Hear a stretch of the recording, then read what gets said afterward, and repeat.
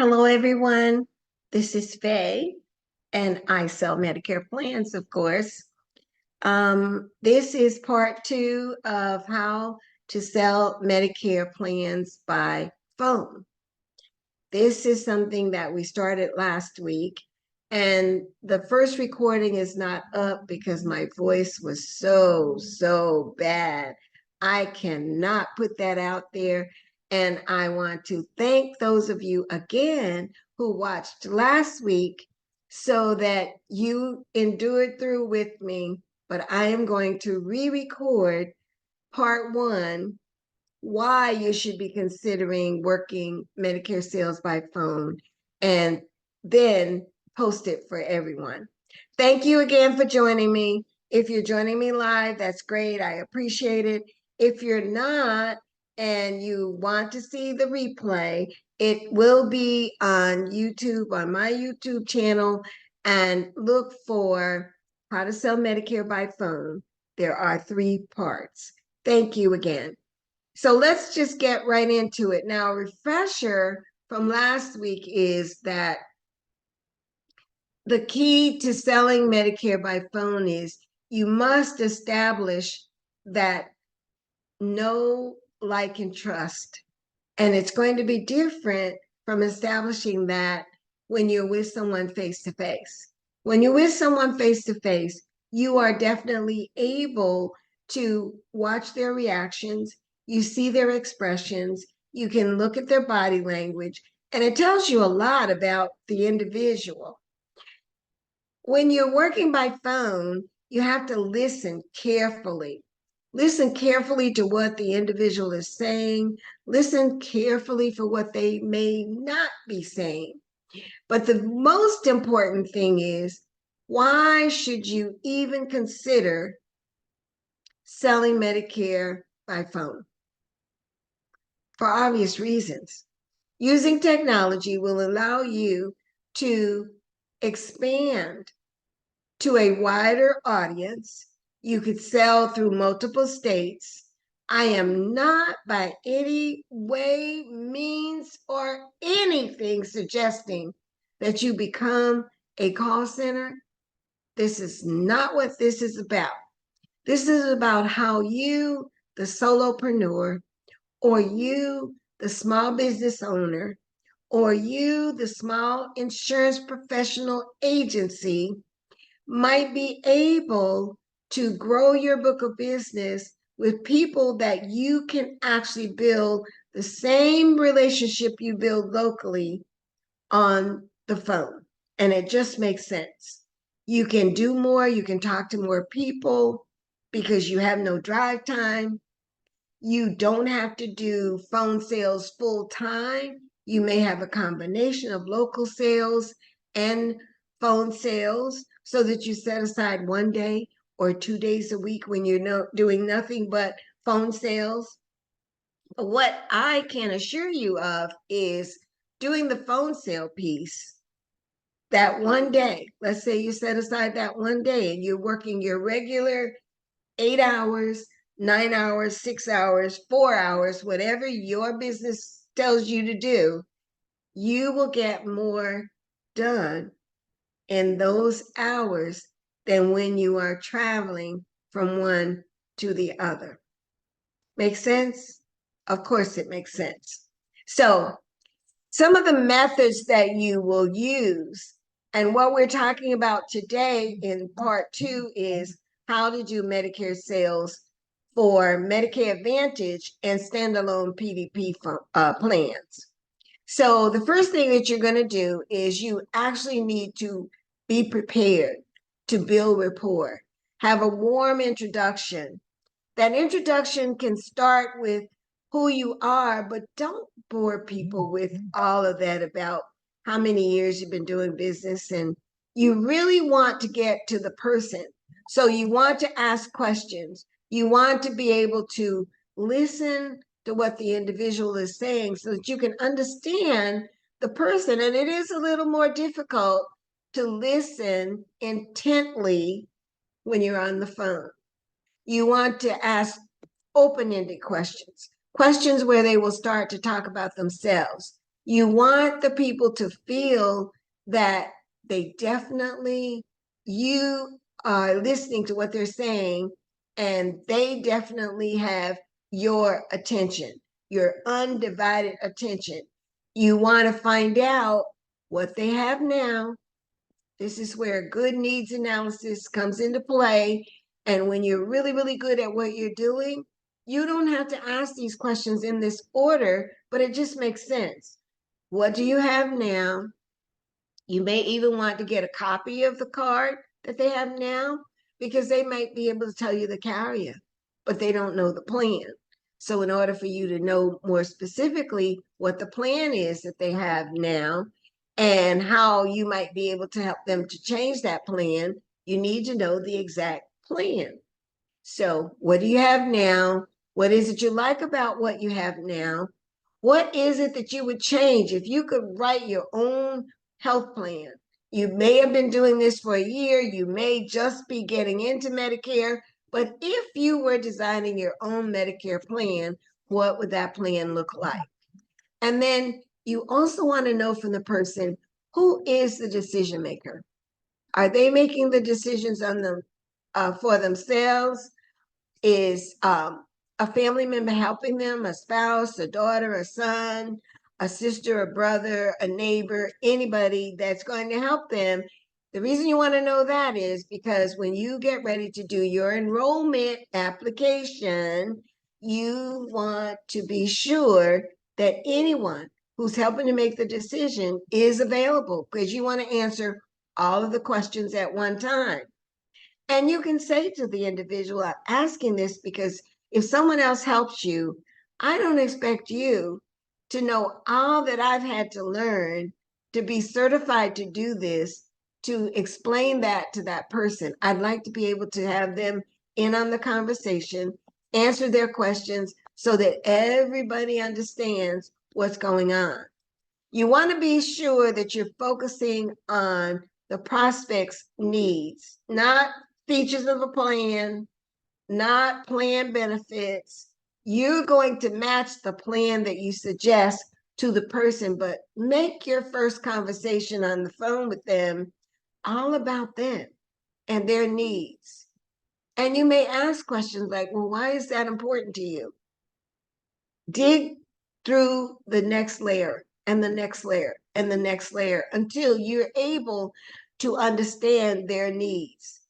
The current coverage, of course, is important, but at the same time, you want to find out who's their doctor, who's their primary care doctor, what other doctors do they see, how important they are to them, how long they've been with them, what prescription drugs are they taking.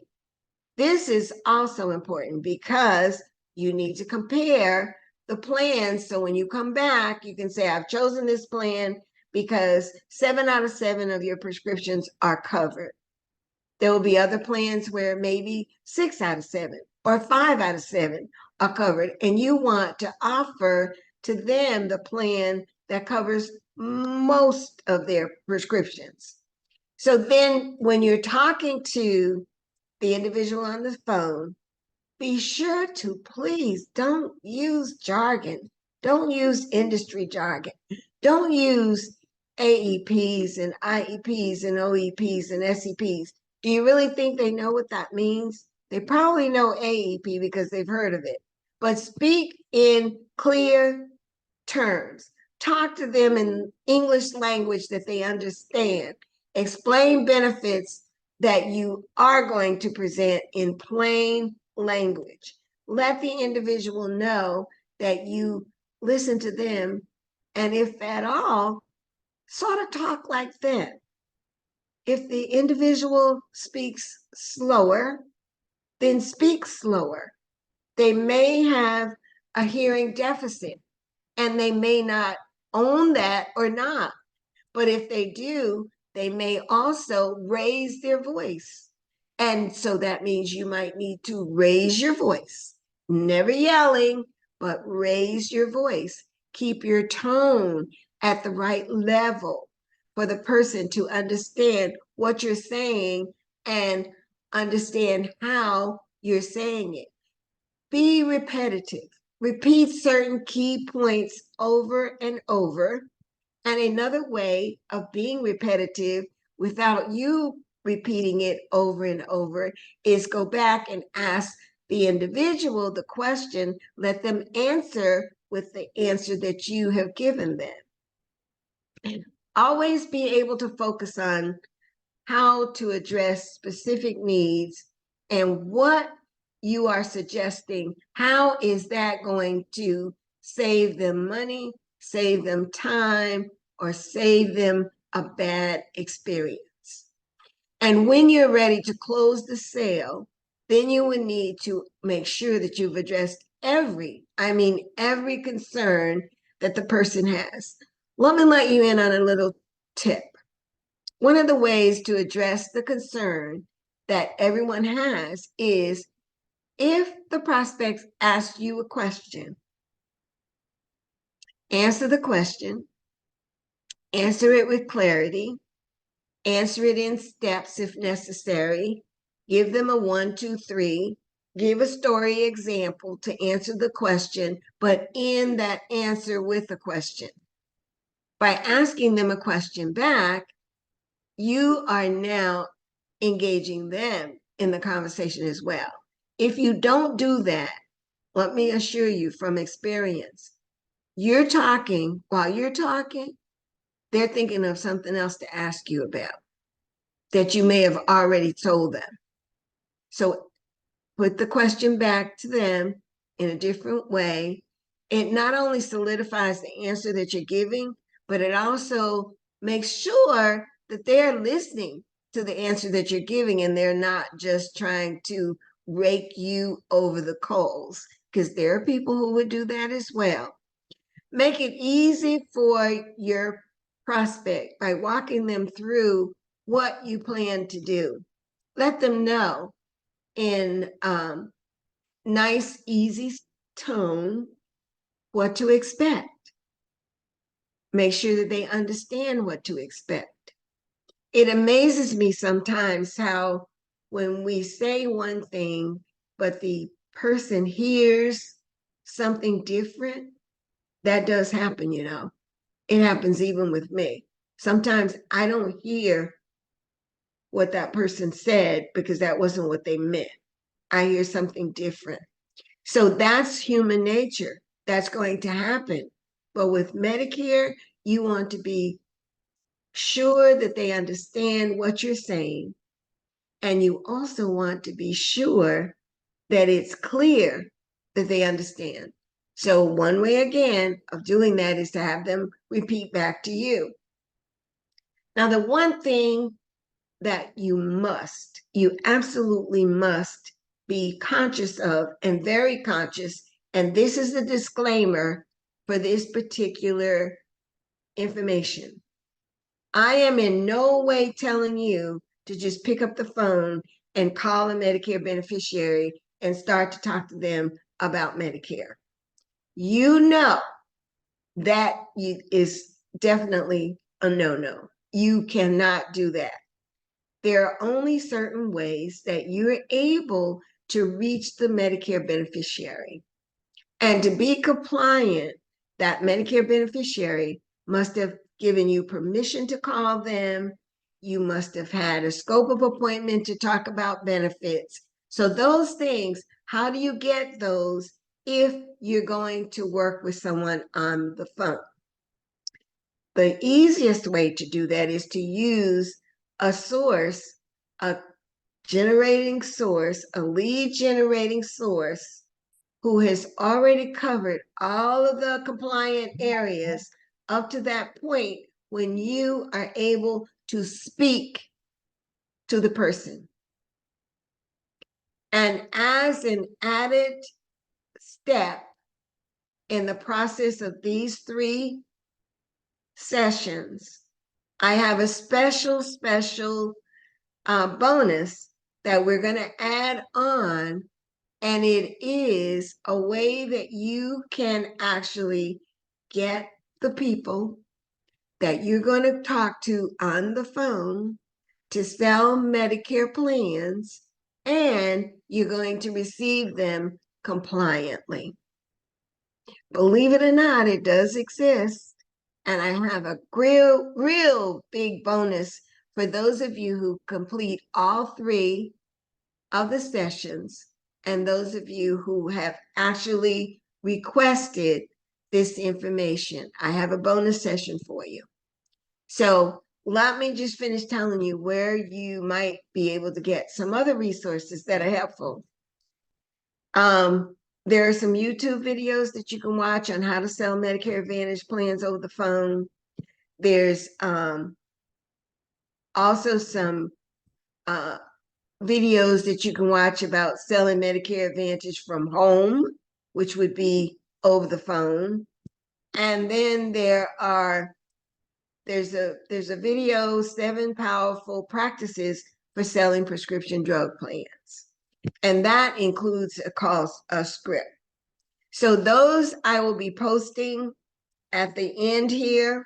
And I'm asking if you're watching by YouTube or you're watching through my Facebook page or you're watching through the website, that you at least go to YouTube and subscribe to my channel. Let me know if this was helpful for you at all and use the links that are provided. And don't forget to join next Monday, May 13th at 1 p.m. to get the last segment of how to sell by phone. And that will be, what do you do to sell Medicare supplements? Thank you so much for watching. Let me know. Don't forget, subscribe, join my Facebook group. I sell Medicare plans. This is Faye. I sell Medicare plans, and I'm hoping that you will sell a lot of Medicare plans. Thank you so much.